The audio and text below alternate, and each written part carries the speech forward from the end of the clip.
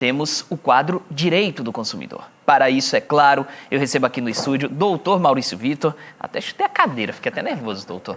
Dr. Maurício Vitor, que sempre traz informações importantes para o público de casa. Doutor, é um prazer enorme recebê-lo aqui mais uma vez, poder conversar sobre assuntos pertinentes para a sociedade. E hoje um tema muito importante, um tema necessário. Porque, infelizmente, muitas pessoas acabam sofrendo durante a temporada de verão com a elevação no preço de produtos e serviços. Doutor, o comerciante pode elevar o preço dos produtos e serviços durante a estação mais quente do ano? Muito bom dia, seja bem-vindo. Bom dia, Pierre, bom dia à nossa equipe, bom dia aos nossos queridos telespectadores. Tema delicado, Pierre, porque nós temos como regra a lei da oferta e procura. Essa é a lei de mercado, é a baliza mestra para qualquer formação de preço, né? Mas existem abusos e existem oligopólios, né? Existem tabelamentos. É preciso distinguir. Questão do comerciante, período de temporada, a gente tem sempre que levar em conta o seguinte: esse comerciante, Pierre, passa o ano inteiro com sua estrutura pronta, com seu imóvel locado ou adquirido para determinada atividade comercial, e isso tem um custo fixo durante o ano inteiro.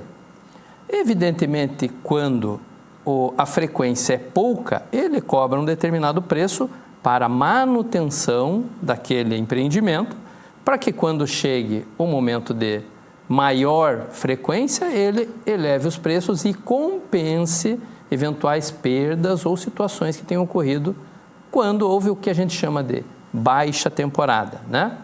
Que aqui no Sul a gente tem isso. O verão é a alta temporada. Nós temos novembro, dezembro, janeiro e fevereiro como meses que as pessoas vão à praia, frequentam. Não é como em locais privilegiados, como a Bahia, por exemplo, em que o cidadão tem o ano inteiro à disposição, né? Então, existe essa questão na composição de preço.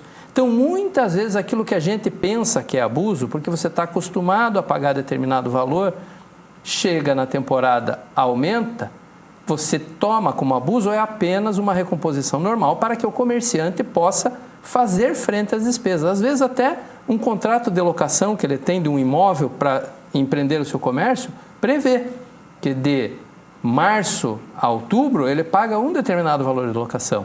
E novembro, dezembro, janeiro e fevereiro ele paga outro.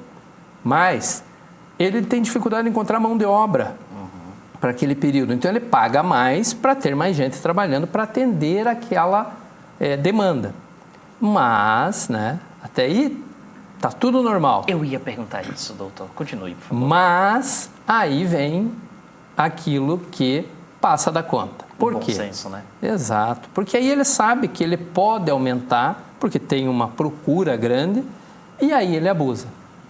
Esses casos, sim, merecem aí o tratamento que a fiscalização do PROCON, do Ministério Público, possam dar para a formação de oligopólio, monopólio, né? Essas questões que são realmente prejudiciais ao livre mercado. Então é importante, doutor, pelo que eu entendi da sua explicação, que o consumidor ele também tenha essa consciência de, olha só, eu vou pagar um pouco mais caro porque tem toda uma situação envolvendo o custo daquele comerciante, mas eu preciso saber diferenciar o que é uma elevação de preço por causa da elevação de custos do que é um abuso porque ele simplesmente triplica, quadriplica o valor do produto ou do serviço. Então, o consumidor precisa ter essa ciência para aí sim, quando ele perceber um abuso, denunciar o caso. É isso aí, é o bom senso de ambos os lados. Eu estou acostumado a frequentar determinado restaurante, por exemplo, e sei que determinado prato está me custando em junho, julho, agosto, setembro, determinado valor. Ele sofreu uma majoração de preço na temporada. Estou em dezembro no mesmo restaurante, ele está 20%, 30% mais caro.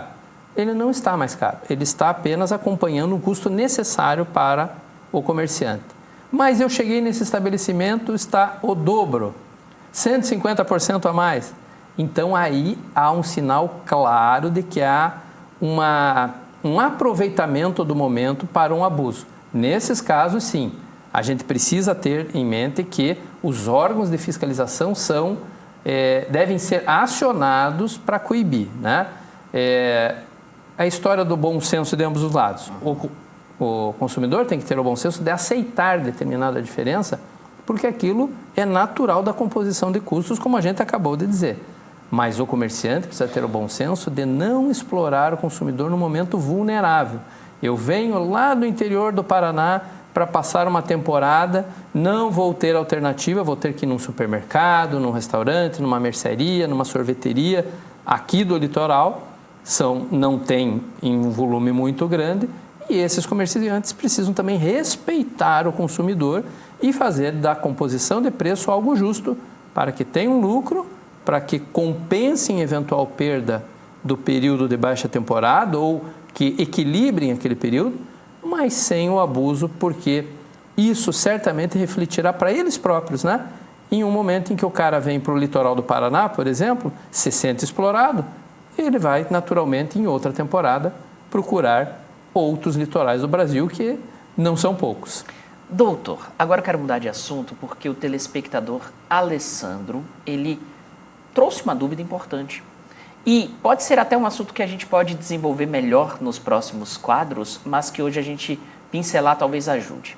Ele perguntou, por exemplo, por que a concessionária responsável pelo trecho da BR-277, que liga Curitiba ao litoral paranaense, não coloca o CPF na nota. Porque quando a gente vai lá, paga o pedágio, a gente não tem a opção de colocar o CPF na nota. Lembrando, principalmente para quem está acompanhando o Bom Dia Litoral, CPF na nota é a garantia de que o imposto que você está pagando naquele valor vai ser repassado para o governo e aí vai virar investimento. E também parte desse imposto pode voltar para você ou você vai concorrer a sorteios importantes. Por que a concessionária não coloca, doutor?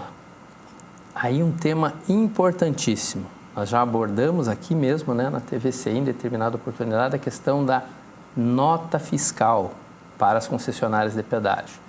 E aí o cupom fiscal, que você se refere, quando a gente paga lá e quer colocar o CPF e não está sendo permitido, isso também é algo muito discutível. Hoje é fruto de um acordo feito quando dá concessão para a forma de cobrança de pedágio. Porém, o consumidor pode sim e deve discutir isso, especialmente porque, e aí a gente entra num tema delicado, a gente precisa ver o retorno daquele investimento. Porque quando a gente paga o pedágio, você está pagando sim os impostos para os governos municipais, estaduais e federais, mas você está pagando pela prestação de um serviço. E um serviço, quando é cobrado, ele passa a ser dele exigível a qualidade respectiva para que você não tenha nenhuma espécie de prejuízo. E aí, meu caro, a gente vai ter um tema bem longo para falar, porque andamos nessa estrada aí diariamente e sabemos o quanto ainda está a dever pelo preço que se paga para circular nela. Pois é, então vamos combinar de falar sobre esse assunto nas próximas edições do quadro Direito do Consumidor, tá certo? Tá combinadíssimo. Um abraço, doutor. Mas antes de finalizar, eu quero mandar um grande abraço para um telespectador em especial. Gerson Campos, ele que não perde uma edição do Bom Dia Litoral, não perde o quadro Direito do Consumidor e mandou um abraço tanto para o apresentador como também para o especialista em Direito do Consumidor. Gerson, um abraço para você. Obrigado, Pierre. Obrigado à nossa equipe. Um abração para o Gerson. Gerson, amigo já de longa data, era amigo do meu falecido e querido pai, meu amigo, e a gente tem no radar há algum tempo e caminhamos, né, juntos em diversos desafios aí, Gerson. Um abração para ti, para toda a família, tá? Gerson Campos, gente boa pra caramba.